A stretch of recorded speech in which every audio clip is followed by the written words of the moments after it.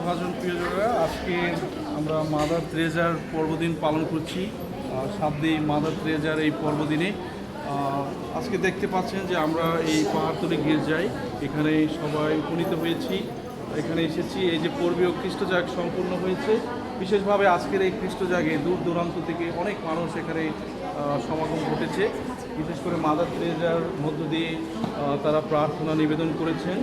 আমরা একটু দেখতে পাচ্ছি এখানে যে 7 দিন মাদার তেরেজার শরীর প্রতি সেই মাদার তেরেজার মধ্য দিয়ে সেই ভক্তির শ্রদ্ধা জ্ঞাপন করছেন কিছু ভক্তগণ। আমরা জানি যে 7 দিন মাদার তেরেজা মণ্ডলীতে অনেকভাবে সে অনন্য হয়ে আছেন। বিশেষভাবে এই পাহাড়তলি সাধু ফ্রান্সিস জেভিয়ার গির্জা অনেক ধন্য, কারণ 7 দিন মাদার তেরেজা এখানে পা রেখেছেন এবং এখানে এসেছিলেন, এবং উনি আর সেই সেবার ব্রত উনি সেই ছড়িয়ে দিয়েছেন, বিশেষ করে বাংলাদেশ সহ সারা পৃথিবীতে। আজকে মহাসমরে মহা আনন্দে আমরা এই 7 দিন মাদার তেরেজার পর্ব পালন করছি। আমরা জানি এই 7 দিন জন্ম আলবেনিয়ায়, সেই দূর আলবেনিয়া থেকে এই বাংলাদেশে উনি এসেছেন এবং ওনার সম্প্রদায়ের সিস্টারগণ এখানে আছেন। বিশেষ করে সেই মাদার তেরেজার সিস্টারগণ তারা দিন রাত অক্লান্ত পরিশ্রম করে জাতি ধর্ম বর্ণ নির্বিশেষে এই 7 দিন আদর্শ অনুকরণ করে তারা সেবা প্রদান করে যাচ্ছেন নিঃস্বার্থভাবে ভালোবেসে।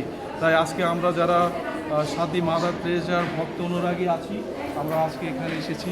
দেখতে পাচ্ছেন অনেকে সেই প্রার্থনার মধ্য দিয়ে আজকের এই 7 দিনের মধ্যে দিয়ে তারা প্রার্থনা নিবেদন করছেন। এই 7 দিন অনন্য বৈশিষ্ট্য হলো যে তিনি মানুষের মধ্যে ঈশ্বরকে খুঁজে পেয়েছেন, সে মানুষের মধ্যে ঈশ্বরকে দেখতে পেয়েছেন, এবং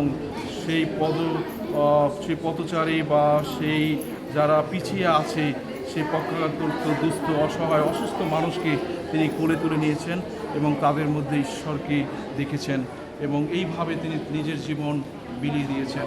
আজকে মণ্ডলী সানন্দে এই 7 দিকে মহাসময়ে স্মরণ করছে।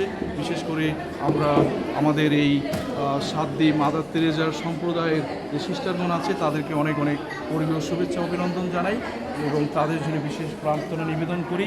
তারা যেন সেই সুস্থ থেকে যে সেবার ব্রত আমাদের এই 7 দিন দিয়ে গেছেন, সেই সেবা কাজ যেন ধারাবাহিকভাবে অব্যাহত রেখে তারা যেন ঈশ্বরের সেবা করে যেতে পারে।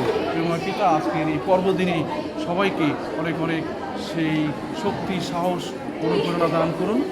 আমরা সেই প্রার্থনা নিবেদন করছি আজকের এই পর্বদিনে। সবার জীবন ধন্য হোক, সুখী হোক, আনন্দময় হোক।